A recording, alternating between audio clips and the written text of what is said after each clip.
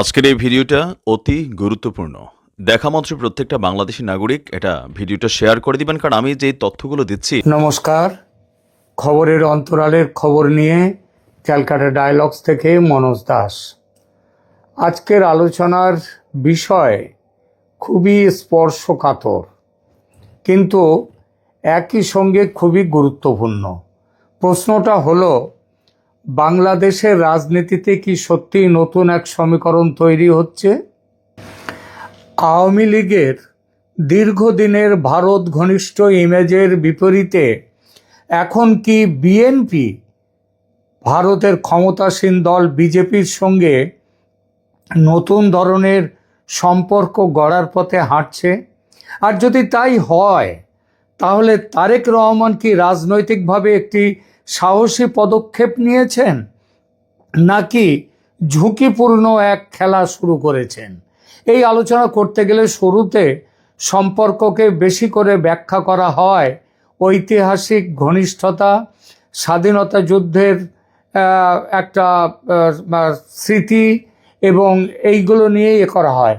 কিন্তু একটা জিনিস পরিষ্কার করতে হবে, আমরা এখানে গুজব নয়, যতটা সম্ভব যাচাইযোগ্য তথ্য, রাজনৈতিক বাস্তবতা এবং তার উপর দাঁড়িয়ে করা যুক্তিগ্রাহ্য বিশ্লেষণ, এই তিনটে জিনিসকে আমরা আলাদা করে দেখব। কারণ বাংলাদেশে ভারত প্রসঙ্গ কখনোই শুধু পররাষ্ট্র নীতি নয়, এটা আবেগ, পরিচয়, ক্ষমতা, নির্বাচন, এমনকি দলীয় নৈতিকতার সঙ্গেও জড়িয়ে থাকে। প্রথম প্রশ্ন, আওয়ামী লীগ আর ভারতের কংগ্রেস, তাদের সম্পর্কটা আসলে কী ছিল? সাধারণভাবে আমাদের রাজনৈতিক আলাপচারিতায় বলা হয় আওয়ামী লীগের সঙ্গে কংগ্রেসের একটা দলীয় মেলবন্ধন ছিল, কিন্তু প্রকাশ্য তথ্যের ভিত্তিতে দেখলে বিষয়টা অন্যরকম লাগে। আওয়ামী লীগ কংগ্রেসের যে সম্পর্ককে বেশি করে ব্যাখ্যা করা হয় ঐতিহাসিক ঘনিষ্ঠতা, স্বাধীনতা যুদ্ধের স্মৃতি, নেতৃত্ব স্তরের অর্থাৎ শেখ মুজিব এবং ইন্দিরা গান্ধীর মধ্যে যে আস্থা পারস্পরিক, এবং পরবর্তীকালে আবার বিভিন্ন কংগ্রেস সরকার তাদের সাথে যে শেখ হাসিনার যে আস্থা স্তর, সেইটা বলা হয়। এছাড়া রাষ্ট্রীয় যে বোঝাপড়ার ধারাবাহিকতা হিসেবে এই সম্পর্ককে দেখা হয় প্রকাশ্য কাঠামোবদ্ধ ধারাবাহিকতা হিসেবে এর প্রকাশ। আনুষ্ঠানিক পার্টি টু পার্টি জোটের স্পষ্ট কোনো প্রমাণ সামনে নেই। অর্থাৎ আওয়ামী লীগ ও কংগ্রেসের সম্পর্ক ছিল, কিন্তু সেটা দুই দলের মধ্যে দলীয় চ্যানেল না হয়ে বেশি ছিল রাজনৈতিক বিশ্বাস, নেতৃত্বের যোগাযোগ এবং দুই রাষ্ট্রের কৌশলগত বোঝাপড়ার জায়গা। এই জায়গা থেকেই আমাদের আলোচ্য প্রসঙ্গটি গুরুত্বপূর্ণ হয়ে ওঠে। যদি বিএনপি এখন সরাসরি বিজেপির সঙ্গে দলীয় সম্পর্কের পথ খোলে, তাহলে সেটা আগের চেয়ে ভিন্ন এবং অনেক দিক দিয়ে বেশি স্পষ্ট একটি পদক্ষেপ, যা ভারতের কোনো রাজনৈতিক দলের সঙ্গে বাংলাদেশের কোনো রাজনৈতিক দলের এতকাল ছিল না। এখন আসি সাম্প্রতিক ঘটনায়। যে তথ্যটি এখন সবচেয়ে বেশি আলোচিত, সেটি হলো তারেক রহমানের পক্ষ থেকে, মানে তারেক রহমান তার দলের সভাপতি হিসেবে বিজেপির জাতীয় সভাপতি নীতিন নবীনের কাছে একটি চিঠি পাঠিয়েছেন এবং বিএনপির হুমায়ুন কবির সেটি পৌঁছে দিয়েছেন নীতিন নবীন, ভারতের যে প্রধান বিজেপির, তার কাছে। শুধু বাংলাদেশি সংবাদ মাধ্যম নয়, বিজেপির আন্তর্জাতিক শাখার প্রধান যিনি বিজয় চৌথাই ওয়াল, তিনি তার প্রকাশ্য পোস্টে এই যোগাযোগের কথা নিশ্চিত করেছেন, বলেছেন। এখানে সবচেয়ে গুরুত্বপূর্ণ বিষয় হলো, এটি রাষ্ট্রীয় কূটনীতির ভাষা নয়, এটি দলীয় যোগাযোগের ভাষা। মানে গভর্নমেন্ট টু গভর্নমেন্ট সম্পর্কের বাইরে পার্টি টু পার্টি সম্পর্কের একটি আলাদা রাস্তা খোলার চেষ্টা। বাংলাদেশের বড় রাজনৈতিক দলগুলোর ইতিহাসে এই ধরনের প্রকাশ্য পার্টি টু পার্টি যোগাযোগ এর আগে দেখা যায়নি বলেই ঘটনাটি আলাদা গুরুত্ব পাচ্ছে। একমাত্র কিছুটা হচ্ছে জামাতের সঙ্গে পাকিস্তানের জামায়াতে ইসলামীর একটা সম্পর্কের কথা, কিন্তু মনে রাখতে হবে জামাত যেমন বাংলাদেশের প্রধান রাজনৈতিক দল নয়, তেমনি জামায়াতে ইসলামী পাকিস্তানেও সেখানকার কোনো প্রধান রাজনৈতিক দল নয়। তবে পাকিস্তানের রাজনীতিতে জামাতের অবস্থান মোটেই গুরুত্বপূর্ণ নয়, আর বাংলাদেশের রাজনীতিতে বর্তমানে জামায়াতের অবস্থান গুরুত্বপূর্ণ হয়তো হয়েছে। আজ যদি একই বিএনপি ভারতের ক্ষমতাসীন দল বিজেপির সঙ্গে সম্পর্ক গড়ার চেষ্টা করে, তাহলে বিরোধীরা বলতেই পারে এটা কি নীতির পরিবর্তন নাকি শুধু ক্ষমতায় টিকে থাকার অঙ্ক। এখানেই তারেক রহমানের সামনে সবচেয়ে বড় রাজনৈতিক চ্যালেঞ্জ। তিনি যদি এই সম্পর্ককে এমনভাবে উপস্থাপন করতে পারেন যে এটি বাংলাদেশের স্বার্থে সমমর্যাদার ভিত্তিতে বাস্তব সমস্যার সমাধানের জন্য, তাহলে মানুষ এটিকে বাস্তববাদী পদক্ষেপ হিসেবে দেখতেও পারে। কিন্তু যদি জনমনে এমন ধারণা তৈরি হয় যে তিনি শুধু দিল্লির কাছে গ্রহণযোগ্যতা পাওয়ার জন্যেই এই সম্পর্ক তৈরি করছেন, তাহলে এই ব্যবস্থায় যেটা করলেন সেটা তার জন্যে বুমেরাং হয়ে যেতে পারে। আরেকটি গুরুত্বপূর্ণ দিক হলো বিজেপির ইমেজ। বাংলাদেশে ভারতের সঙ্গে কাজ করা আর বিজেপির সঙ্গে ঘনিষ্ঠ হওয়া, এই দুটোকে মানুষ এক জিনিস হিসেবে দেখে না। কারণ বিজেপির সঙ্গে হিন্দুত্ববাদ, মুসলিম বিরোধী রাজনীতির অভিযোগ এবং সংখ্যালঘু প্রসঙ্গের তীব্র প্রচার রয়েছে, যা বাংলাদেশের সাধারণ জনগণের কাছে একটি অতিরিক্ত সংবেদনশীলতা তৈরি করে। যদিও একটু তলিয়ে দেখলে দেখা যাবে বিজেপি নিঃসন্দেহে হিন্দুত্ববাদী দল, কিন্তু সেই হিন্দুত্ববাদ যদি মুসলিমদের ভয়ের কারণ না হয়, যদি মুসলিমদের কোনো অসুবিধার সৃষ্টি না করে, তাহলে কার কি ক্ষতি? ভারতের জাতীয় কংগ্রেস দল নিজেকে ধর্মনিরপেক্ষ বলে, কিন্তু বাস্তবতা হলো কংগ্রেসের রাজনীতি মুসলিম তোষণের রাজনীতি। বিজেপির রাজনীতি তা নয়। বিজেপির রাজনীতির প্রথম কথাই হলো justice for all, appeasement two নান, মানে কাউকে তোষণ করা নয়, ভোটের জন্য তোষণ করা নয়, সবাইকে সমভাবে দেখা। কেন্দ্রে বিজেপির 15 বছরের শাসনে মুসলিম দমন পীড়নের একটাও অভিযোগ নেই। কংগ্রেস আমলে যখন বিজেপির জন্ম হয়নি, ভারতের সব প্রদেশে হিন্দু মুসলিম দাঙ্গা হতো, আজ হয় না। বিজেপি হিন্দুত্ববাদী দল হয়ে যদি মুসলিমদের নাগরিক অধিকার সুনিশ্চিত করতে পারে, যদি সংবিধানগত অধিকার দিতে পারে, তবে একটি ইসলামী আদর্শের দল হয়ে বিএনপিও চাইলে বাংলাদেশে সংখ্যালঘুদের জীবন ও জীবিকার নিরাপত্তা দিতে কেন পারবে না? পারতেই পারে। বিজেপি বিএনপির দলীয় মেলবন্ধন হলে এই সম্ভাবনাটা কিন্তু সত্যি হয়ে উঠতে পারে। তবু অপপ্রচারের তো একটা জোর থাকে। তারেক রহমানের যে কোনো বিজেপি সংযোগকে বিরোধীরা শুধু কূটনীতি হিসেবে নয়, আদর্শগত প্রশ্ন হিসেবেও তুলতে চাইবে। বিএনপিকে তার জন্যে জনসংযোগ যাত্রা ও প্রচারের মাধ্যমে মানুষকে বোঝাতে হবে। এই বোঝাবার কাজটা কিন্তু পূর্ববর্তী আওয়ামী লীগ সরকারের আমলে হয়নি। এখন অনেকেই বলছেন তারেক রহমান নতুন পথে হাঁটছেন। এই কথার মধ্যে সত্যি অবশ্যই আছে, কারণ আগে বিএনপি ভারতের সঙ্গে সম্পর্ক রাখতে চাইতো বটে, কিন্তু এখনকার মতো এত স্পষ্টভাবে ভারতের ক্ষমতাসীন দলের সঙ্গে দলীয় লাইনে যোগাযোগের ঘটনা প্রকাশ্যে আসেনি। তাই এটাকে নতুন বলা যায়, কিন্তু সেটা কেবল এই অর্থে যে সম্পর্কের চেষ্টাটা এবার বেশি দেখা যাচ্ছে, বেশি সরাসরি আসছে এবং বেশি রাজনৈতিকভাবে এটা পড়া যাচ্ছে। তবে এখানেই আরেকটা সাবধানতা দরকার। নতুন পথে হাঁটা মানেই যে আত্মসমর্পণ তা নয়, আবার এটাও না যে এটা সম্পূর্ণ নিরীহ, স্বাভাবিক, ঝুঁকিহীন পদক্ষেপ, তা নয়।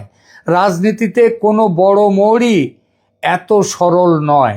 তারেক রহমান হয়তো বুঝেছেন ভারতকে অস্বীকার করে বাংলাদেশের ক্ষমতার অঙ্ক করা কঠিন, কিন্তু একই সঙ্গে তাকে বুঝতে হবে ভারত সম্পর্কে অতিরিক্ত নরম মনোভাব দেখালে তার নিজস্ব জনভিত্তির একাংশ অস্বস্তিতে পড়বে, ফলে তাকে কিন্তু ব্যালেন্সিং করে চলতে হবে। গত বছর তারেক রহমানের দেশে ফেরা এবং পরে ক্ষমতায় ফেরার পেছনে, ক্ষমতায় আসার পেছনে কি ভারতের বড় ভূমিকা ছিল?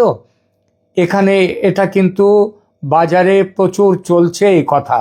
এখানে সবচেয়ে সতর্ক উত্তরটি হবে ভারত নিশ্চয়ই একটি সবচেয়ে বড় ফ্যাক্টর ছিল, কিন্তু একমাত্র ফ্যাক্টর ছিল এমন দাবি যাচাইযোগ্যভাবে প্রমাণিত নয়।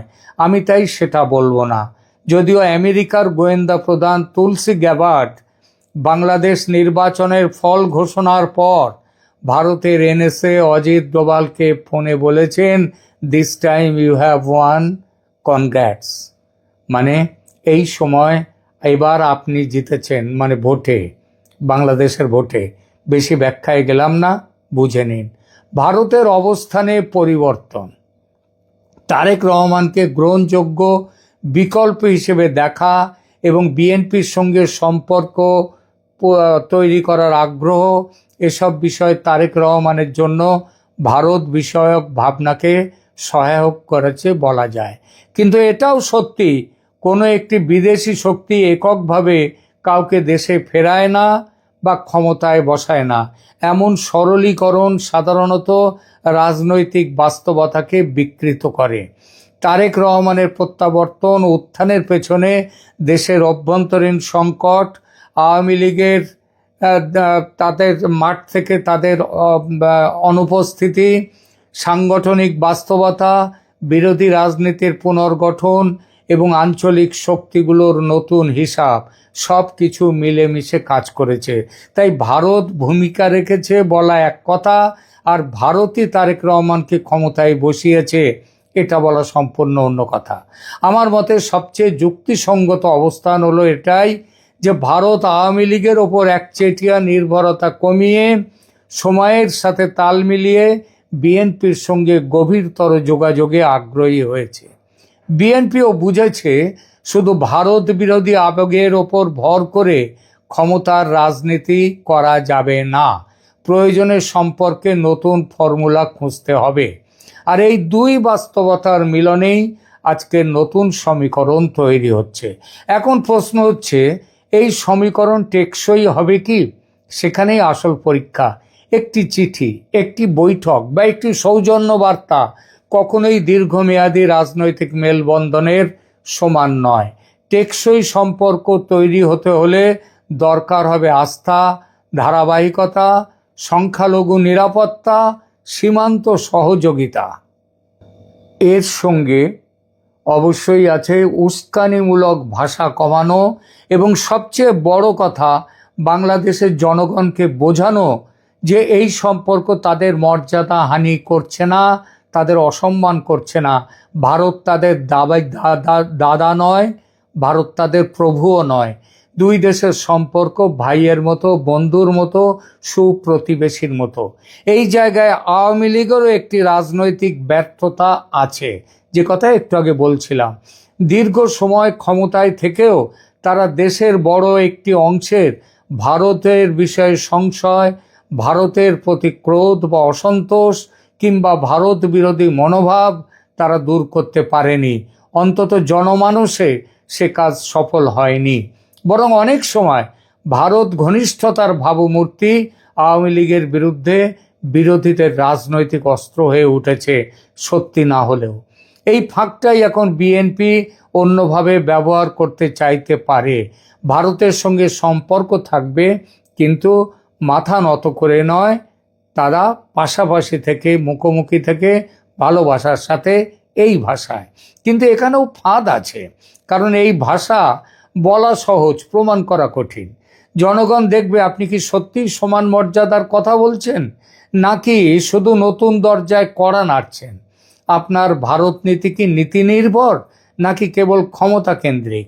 আর আপনি কি বাংলাদেশের মানুষকে এই ভারত বিষয়ে এই যে নতুন ভাবনা, সেটা কি বোঝাতে পারছেন যে বিদেশের সঙ্গে সম্পর্ক রাখা আর বিদেশের ওপর ভর করা, এই দুটোর মধ্যে পার্থক্য আছে? সব মিলিয়ে আমি যেটা বলবো তা হলো, তারেক রহমানের এই পদক্ষেপকে এক কথায় ভুল বললে বাস্তবতা ধরা যাবে না। আবার একে বিশাল কূটনৈতিক বিজয় বললেও বাড়াবাড়ি হবে। এটি আসলে তারেক রহমানের একটি ঝুঁকিপূর্ণ কিন্তু হিসেবি পদক্ষেপ। এখানে সুযোগ আছে, আবার বিপদও আছে। এখানে বাস্তববাদ আছে, আবার ভাবমূর্তির সংকটও আছে। সবচেয়ে পরিমিত ভাষায় বললে, ভারত এখন শুধু আওয়ামী লীগের সঙ্গে নয়, বিএনপির সঙ্গেও কার্যকর, খোলা ও বেশি বাস্তবমুখী সম্পর্ক রাখতে চাইছে। সেটা বেগম জিয়ার অসুস্থতার সময় থেকে তার মৃত্যু, তার দাফনের সময়, তারেকের নির্বাচনে জয়, সব সময় দেখা গেছে। আর তারেক রহমানও মনে হচ্ছে বুঝতে পেরেছেন, ক্ষমতার নতুন রাজনীতিতে শুধু আবেগ নয়, দরকার কার্যকর যোগাযোগেরও। তবে এই নতুন পথ শেষ পর্যন্ত সাফল্যে যাবে নাকি সন্দেহ ও দ্বিচারিতার অভিযোগে আটকে যাবে, সেটা নির্ভর করবে তারেক রহমান জনগণের সামনে কি ভাষা ব্যবহার করেন, কি শর্তে ভারতের সঙ্গে সম্পর্ক গড়েন এবং কতটা স্বচ্ছতা বজায় রেখে মানুষকে বোঝাতে পারেন। আজকের এপিসোডে আমি তাই একটা কথাই বলে যেতে চাই, বাংলাদেশের রাজনীতিতে ভারত প্রশ্ন এখন আর সাদা কালো নয়। এখানে কেউ পুরোপুরি ভারতপন্থী নয়, কেউ পুরোপুরি ভারত বিরোধীও নয়, বরং সবাই এখন নতুন করে হিসেব করছে। আর সেই হিসেবের কেন্দ্রে আজ খুব স্পষ্টভাবেই উঠে এসেছে তারেক রহমান, বিএনপি এবং বিজেপির সঙ্গে সম্ভাব্য নতুন যোগাযোগের রাজনীতি। প্রিয় দর্শক, আপনার কাছে প্রশ্ন রেখে শেষ করছি, এটি কি বাংলাদেশের জন্য বাস্তববাদী নতুন কূটনীতি নাকি নীতিগত এক বড় মোড়? আর আপনি কি মনে করেন ভারত বিরোধী জনমতের ভেতর দাঁড়িয়ে এই পথ ধরে বিএনপি কি সফল হতে পারবে তাদের দুদেশের সম্পর্কের উন্নয়নে? কেমন লাগলো আমাদের এই আজকের বিশ্লেষণ, কমেন্ট করে জানান। সেই সঙ্গে অনুরোধ, ক্যালকাটা ডায়ালগসকে সাবস্ক্রাইব করুন, পাশে থাকুন। ধন্যবাদ।